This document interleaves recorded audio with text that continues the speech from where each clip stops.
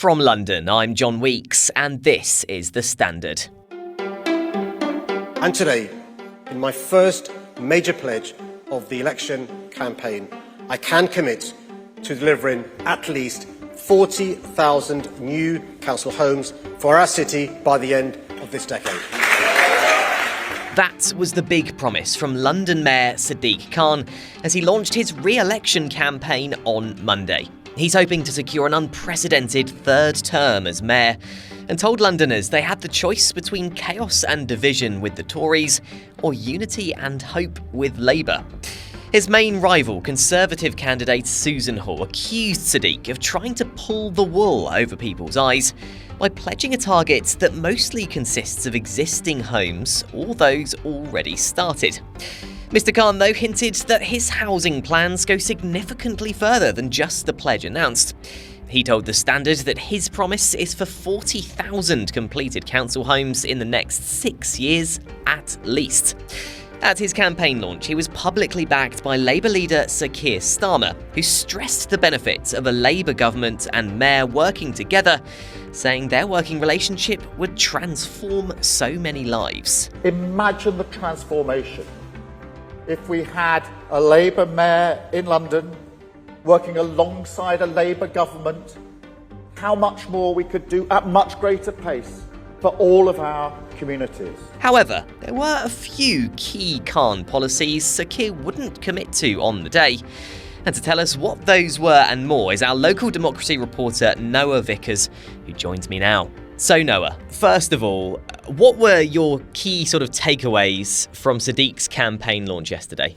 Well, it was a big event. It was held at a top secret location, which turned out to be a community centre in West London. The location was symbolic because Labour were trying to show how they're making gains across London over the last few years. It was held in the borough of Westminster, which for several decades, I believe, was a Conservative council and was taken by Labour in 2022.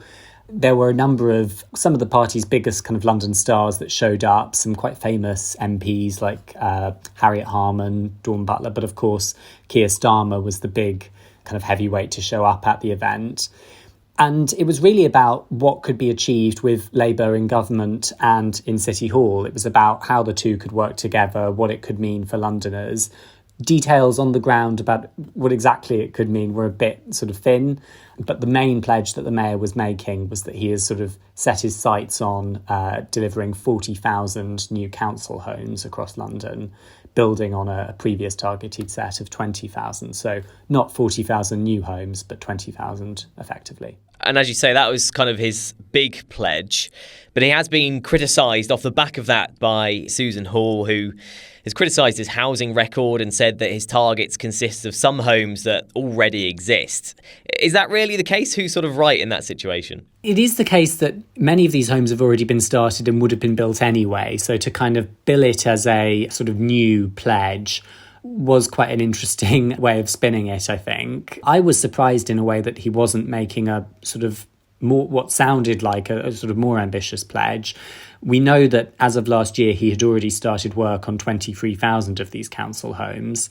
That's since 2018. So in the space of about 5 years, he had started more than half of the target. And he's basically saying that in the remaining 6 years to 2030, he will have done less than that number. So it sort of sounds less impressive. He's said that he's talking about completed homes. He's talking about homes that are actually finished and ready to move into, rather than homes that have been started. And homes can take some time to be constructed. But yeah, there is definitely some fair criticism that could be made of that pledge and the way in which it was talked about, yeah. And Sir Keir Starmer was there yesterday, and a lot was made about the potential collaboration of a Labour government with a Labour mayor in London. Do you think, Noah, that having the Labour leader there will give Sadiq the boost he was hoping for? I think it definitely helped to get him a lot of coverage. People were quite excited that Keir Starmer was appearing there. Lots of news outlets were there yesterday, all of the sort of broadcasters you'd expect. And it's very important, I think, to both Keir Starmer and Sadiq Khan to show that they are getting along, because there was a lot of talk after the Uxbridge by-election of there being a kind of rift between the two of them over the central question of the mayor's ULEZ expansion. And, in Keir's speech, he kept sort of talking about my friend Sadiq, who I sort of go back 25 years with, as they were both working as lawyers at the same time. He sort of suggested the only thing we disagree on is the football teams that we support. And it was very much kind of saying that, they're the best of friends and that they agree on a great deal, which they do. But that was it was beneficial to both of them, I think, to be kind of posturing in that way, that they're working very closely together and that they would work closely together in government and in City Hall. And as you say, a few things that they do agree on, but a few things as well that Sir Keir hasn't really committed to, sort of policies that Sadiq Khan wants to see happen. Sir Keir hasn't really committed to them yet. Can you give us an idea of some of those? Yeah, I mean, it's interesting.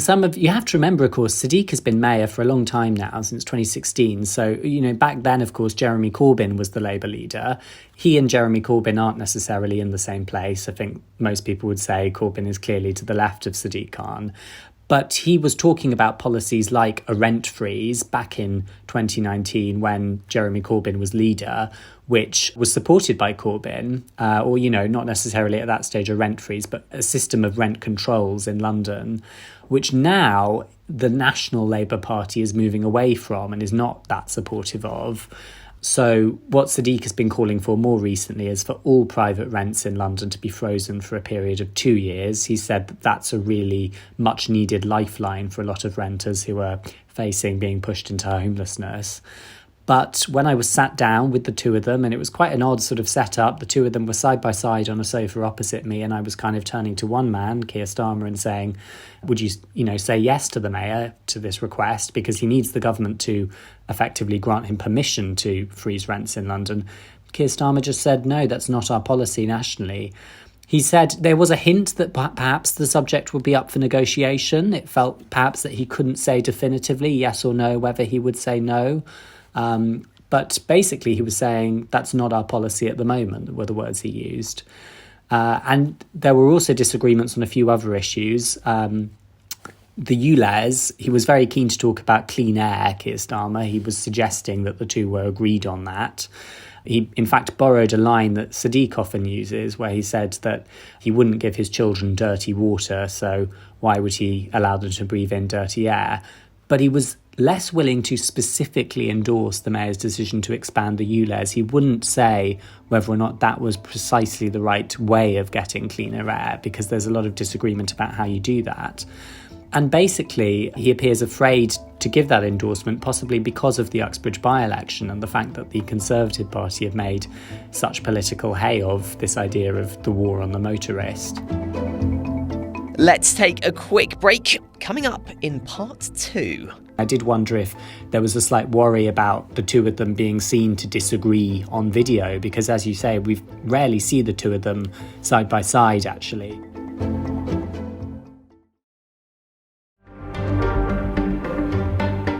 And in terms of those sort of suggestions of rental controls in London from Sadiq Khan, why do you think the Labour Party nationally is opposed to, or certainly not supporting, that at the moment?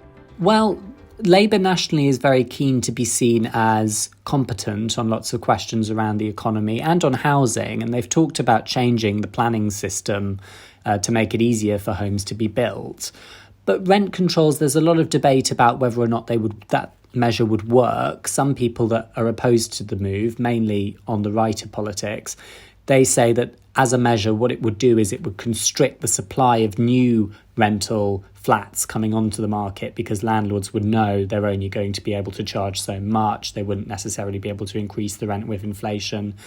And so there is an argument that it could be a counterproductive way of solving the crisis.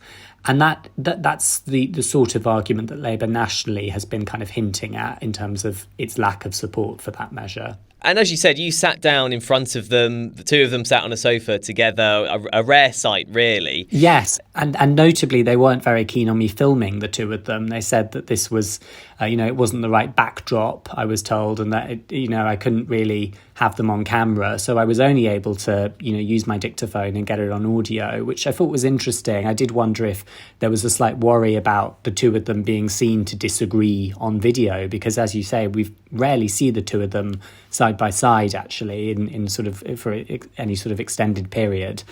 And I thought that was an interesting thing I was asked to do, yeah.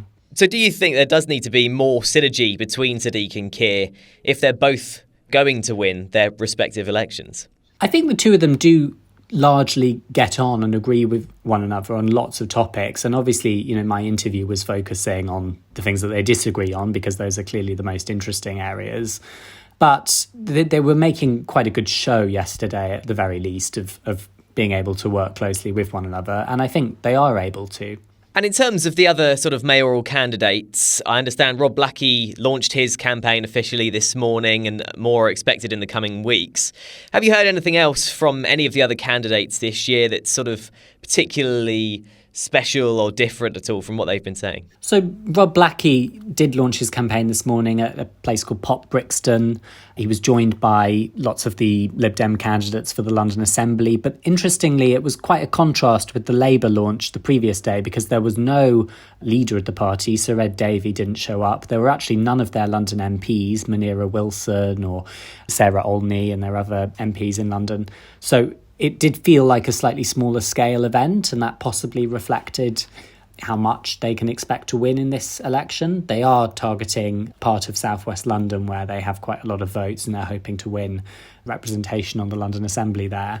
But it did feel like a smaller scale occasion, for sure, as you'd expect with a smaller party.